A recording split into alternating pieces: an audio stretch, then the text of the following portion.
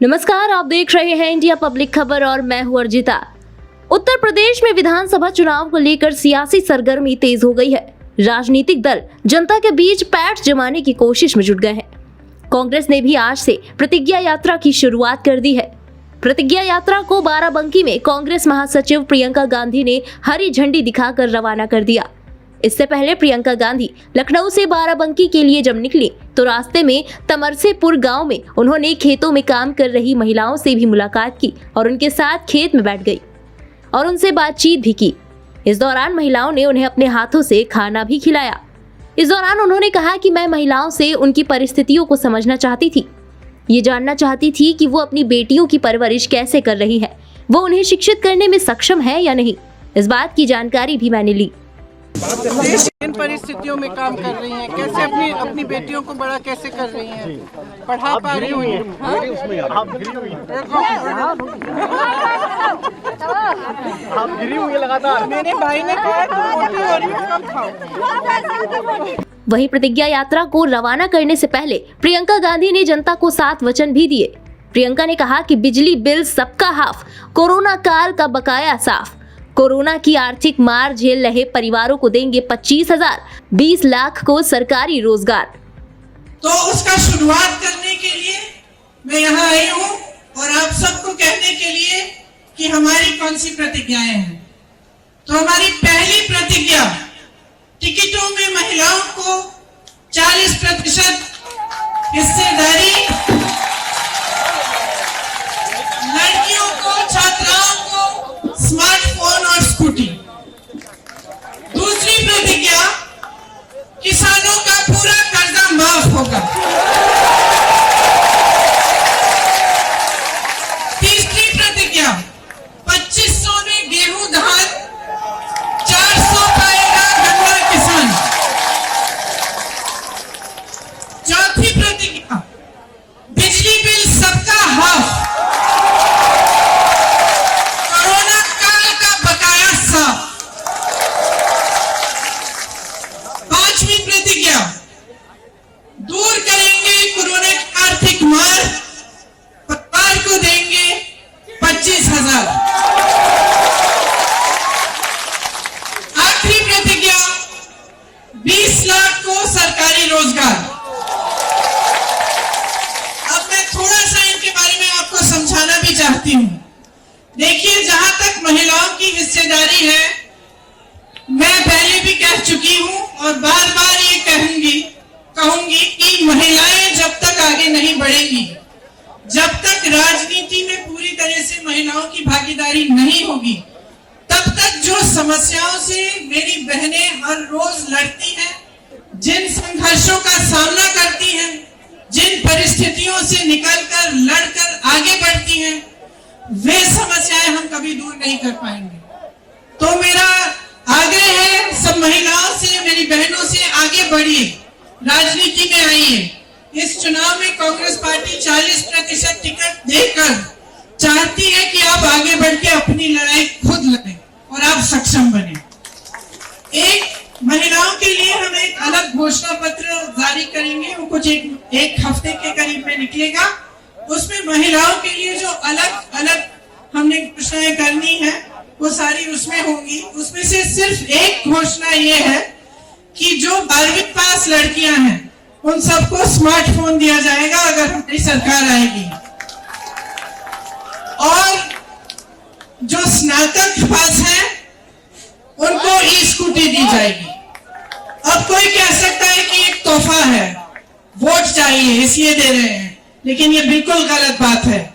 ये तोहफा नहीं है, ये एक माध्यम है, एक जरिया है जिससे आप सशक्त बन सकती हैं। आज जो स्मार्टफोन है उसके जरिए महिला अपनी सुरक्षा करती है, और जो ई स्कूटी है, जो छात्राएं हैं जो पढ़ रही हैं, जिनकी पढ़ाई हो गई है, जो नौकरी के लिए जाना पड़ता है, उनको इससे उनको बहुत सुविधा होगी।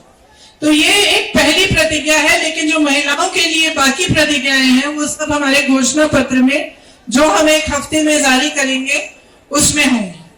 किसान आज बहुत ही त्रस्त है। आप सबने देखा होगा कि किस तरह से खेती में मोदी जी के मंत्रालय के एक मंत्री के बेटे ने एकदम क्रूरता से गाड़ी चलाकर 6 किसानों को मार डाला। ये एक ऐसा हादसा है जिससे पूरे देश को समझ में आ रहा है कि इस सरकार ने किसानों को कितनी अहमियत दी है। जिसने किसानों को कुचला, उसको गिरफ्तार करने में इन्होंने कितनी देरी की, और आज तक उसका पिता जो उसको बचा रहा, वो आज तक मोदी जी के मंत्रालय में है, उसकी बर्खास्तगी नहीं की गई है। लेकिन ये तो एक मिसाल है। किसान जानते हैं कि कुछ सालों से कितनी समस्याओं से जूझ रहे हैं और उनकी सुनवाई सरकार में नहीं रही। इसीलिए किसानों के लिए हमने तय किया है कि आपके कर्जे माफ करेंगे। आप जानते हैं कि कांग्रेस पार्टी ने पहले 32,000 रुपए के कर्ज माफ किए थे, तो ये माफ करिए 72,000 करोड़ रुपए के कर्जे माफ किए थे। तो आप सब जिन समस्याओं से जूझ रहे हैं आप जानते हैं। आपको धान का दाम नहीं मिलता, यूरिया महंगा हो गया है, खाद महंगी हो गई है, बिजली के बिल आपको भरने पड़ते हैं बड़े बड़े, और कमाई करना मुश्किल हो जाता है। आप कर्ज में डूब रहे हैं, इसीलिए हमने ये निर्णय लिया कि आपके कर्ज माफ किए जाएंगे। इसके साथ साथ जिस तरह से छत्तीसगढ़ में हमारी सरकार 2500 में धान खरीद रही है, उस तरह से हम यहाँ भी 2500 में गेहूं धान खरीदेंगे और 400 का गन्ना का आपको दाम मिलेगा।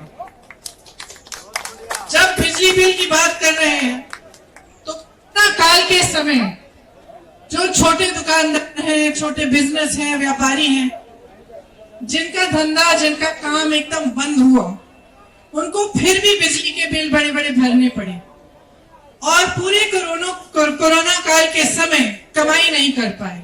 इसीलिए हमने ये निर्णय लिया है कि कोरोना काल के समय जो आपने बिजली के बिल भरे, उनको हम माफ कर देंगे।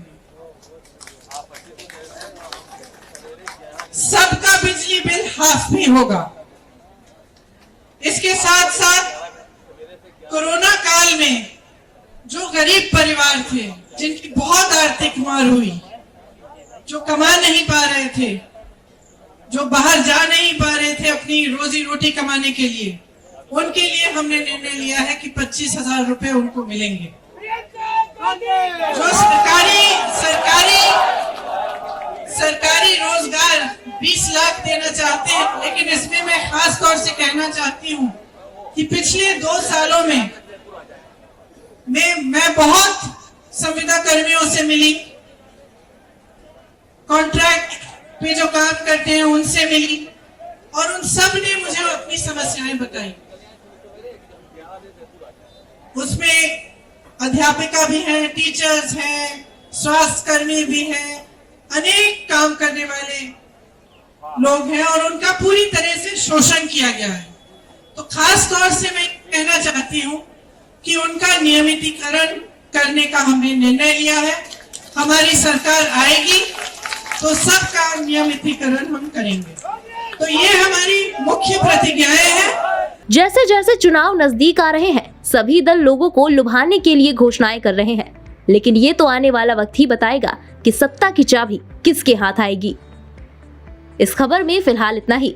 देश और दुनिया की बाकी तमाम खबरों के लिए सब्सक्राइब करें इंडिया पब्लिक खबर के YouTube चैनल को, वीडियो को लाइक करें और ज्यादा से ज्यादा शेयर करें।